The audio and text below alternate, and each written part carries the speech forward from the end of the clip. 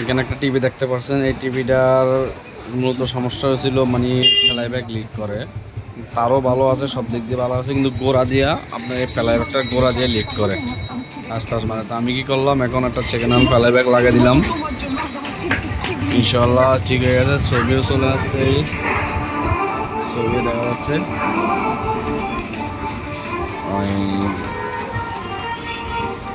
আসলে সার্কিটগুলো এখন মানে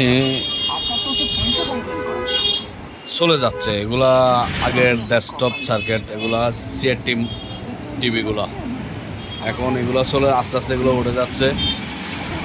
যেমন আগে সাদাগুলো টিভি ছিল, তারপরে রঙিন টিভি আসছিল চ্যানেলা, তারপর এখন রিমোট সিস্টেম আসলো, সেটাও চলে যাচ্ছে। এখন এলইডি সামনের দিকে, এখন সবাই এলইডি দেখে।